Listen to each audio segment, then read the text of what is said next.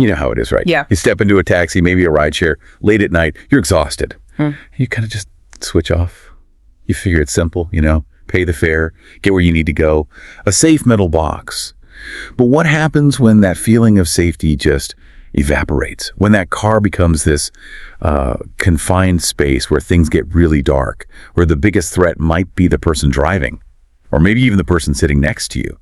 Tonight, we're going deep. We've got these accounts, stories from victims, sometimes even drivers, focusing on the danger that can be lurking inside something as everyday as a cab. We're talking about routine rides that just spiral into nightmares, proving that sometimes once that door clicks shut, survival is all that matters. It's fascinating, isn't it, that psychological shift? You're basically putting complete trust in a stranger. They control everything, where you go, how fast. And the second that trust shatters, well, it's not about the fare anymore. It flips instantly. It can become life or death. You're trapped. Okay, let's start with that first scenario.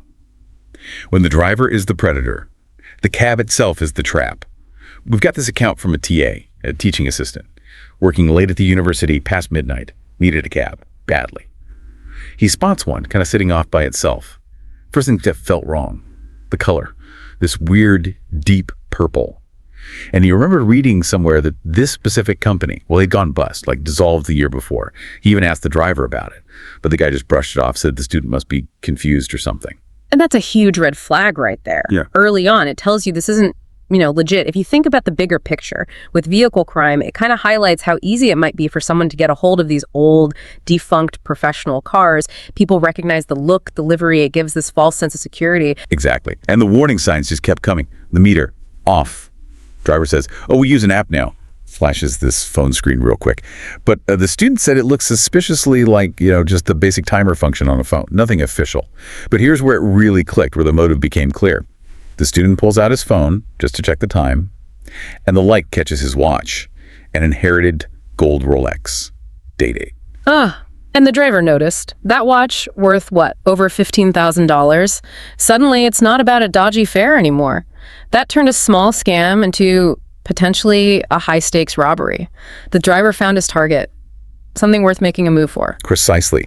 Right after spotting the watch, the driver makes this really quiet, kind of shady phone call, like 30 seconds. Then comes the excuse, oh, got to pick up a friend, emergency. They were super close to the student's apartment complex, like blocks away. But the driver suddenly just veers left, hard, heading down towards this abandoned alley near the highway. Totally the wrong direction, away from safety. That call, the sudden turn, it suggests this was probably planned, right? Or at least a known method. The driver likely got that old purple cab just for this, like bait. And maybe had an accomplice nearby, waiting. Seeing the Rolex just escalated things, forced his hand to act right then. Yeah, thankfully the student was already feeling super paranoid. His gut was screaming. He knew he had to act fast, now or never. As the cab slowed down a bit for that turn into the alley, he just wrenched the door open and jumped out. Bailed near the curb. Hit the ground hard, but the adrenaline, it kicked in. He scrambled up and ran towards an alley behind his own apartment building. But it wasn't over. He's sprinting down this dark alley, has to vault this 8-foot wooden fence to get into the courtyard, scrabbling over it, finally gets inside his apartment, looks out the window, and there it is, the purple cab, cruising slowly through the parking lot below. But this time, there was another guy in the passenger seat, clearly visible. They were hunting for him. Chilling. That pursuit afterwards. It shows how committed the driver was to the crime. And for the victim, the terror doesn't just end when he falls out of the car. It leaves this lasting feeling, this fear of being targeted. But sometimes, there's no escape. The danger from the driver can be, absolute. Let's shift to a truly grim outcome. Fiona. She was a bartender in Miami, just catching a cab home. Simple. What she couldn't know, was that the driver, this John Smith, was actually a serial killer. He'd already murdered 6 other women, over 10 years. The details are just horrific. Smith drives her out to this remote, wooded spot he'd used before. He takes her phone, gets her in handcuffs. When she resists, he hits her, hard, with a tire iron, over the head. And the method here is key to understanding this kind of predator. Smith used the cab itself, that professional isolation, Passengers expect privacy, they trust the driver. He used that transit time to make sure she was totally helpless before they even got to the final location. It's heartbreaking. He thought she was unconscious, left her for a moment. But somehow, Fiona managed to run into the woods, still handcuffed. She actually made it to a nearby road, tried to flag down help. But the car that stopped, tragically, it was Smith's. He'd been circling, waiting, figuring she might try to escape that way. He caught her again, and then struck her 5 or 6 more times in the head. Just awful. But if there's any small positive, her murder was the one that finally stopped him. Police found eyeglasses near her body, traced them back to Smith. That led to his arrest, and he confessed. Not just Fiona, but the 6 previous murders too. A whole decade of terror carried out from behind the wheel of a cab. So if the cab can be a weapon for the driver, what about when the driver becomes the victim, trapped in their own workspace? Let's flip it now. The passenger's the threat. We're going back to 1980. Cab driver starts his day hoping for good tips, picks up a young blonde woman and a guy with long hair. Looked okay, picked them up in a decent area. They asked for the airport. Sounds like a good fare. But, things changed fast. The passengers, who the driver quickly realized were, well, let's just say, heavily under the influence, junkies, he called them, they suddenly changed their minds. They tell him, take us to Polk, which was this notoriously dangerous neighborhood over the viaduct. Yeah, the driver refused. Said it was against company policy, but really, he knew it was just dangerous. Smart move, you'd think. But the confrontation just blew up. The man pulls out a gun, a .38 cocked, the driver said. Suddenly, policy, safety. None of it mattered. He realized, okay, the only way I'm getting out of this alive is to just do exactly what they say. Right. And this really hits on the kind of intense emotional pressure these drivers can face. His life was literally being weighed against what was in his wallet and the car itself. They took everything. His watch, cash, wallet. The worst part, they took his keys. The keys to his livelihood left him stranded there in Polk, one of the worst spots in the city. Totally helpless. Yeah. And still in danger, right? He spends the next hour just agonizing, trying to hotwire his own cab, terrified, thinking anyone who walks up might be there to finish what the couple started. Can you imagine the relief when that engine finally turned over? He drove straight back to the garage, called his wife immediately, promised her he'd cut back on shifts. That near-death experience, it wasn't just about him, it was about his family's stability too. That story really gives you a window into the lasting impact, calling his wife right away, promising to change things. It shows that surviving the robbery itself was just the beginning. The immediate threat was gone, but replaced by this deep trauma, this stark reminder of how fragile life is. And, it's not always malicious planned attacks. Yeah. Sometimes the danger is just terrifying carelessness. We heard from one student about this ride where the driver was going way too fast, chatting away, totally distracted, and then bam, hit a bicyclist. Hit them so hard the person and the bike actually flew right over the top of the cab. Wow. That highlights a different kind of fear, doesn't it? Not predation, but just sheer recklessness. The feeling that your life could be wiped out in an instant because someone else just wasn't paying attention. The helplessness is similar, but the source is different. It's the fear that you're disposable to someone who isn't thinking about the responsibility they hold. Okay, now let's move into something maybe even creepier. Psychological dread. Yeah. Pure manipulation. There's this cab driver, Adam, picks up a passenger at 3:12 a.m. Guy looks sharp, sophisticated, like out of a movie, wearing a fedora.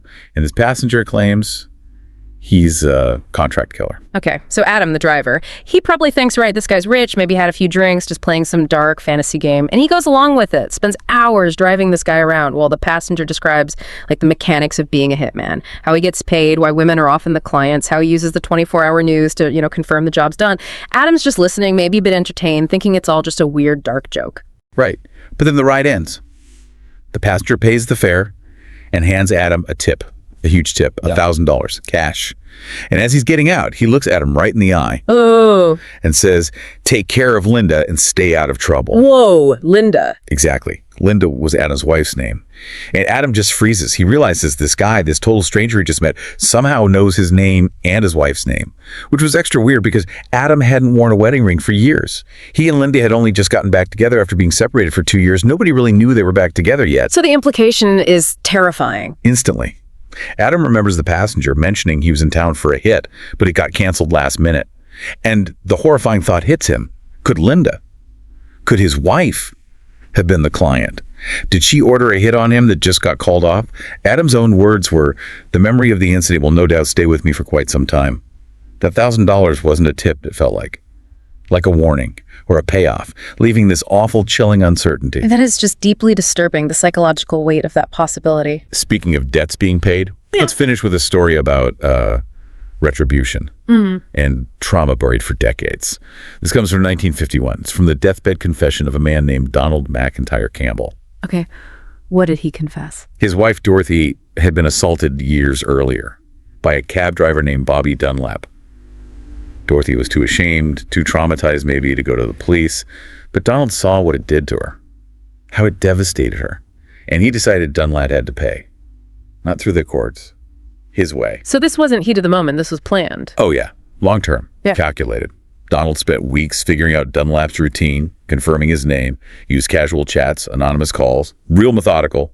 Then he set a trap, called for a cab using a fake name, got Dunlap to pick him up, convinced him to drive out to this remote boat ramp by a lake. And once they were out there, isolated. He confronted Dunlap, pulled a gun. Dunlap apparently tried to deny it, shift blame. Donald forced him out of the cab, shot him twice. Yeah. In the head. Just executed him. Pretty much. And the planning didn't stop there.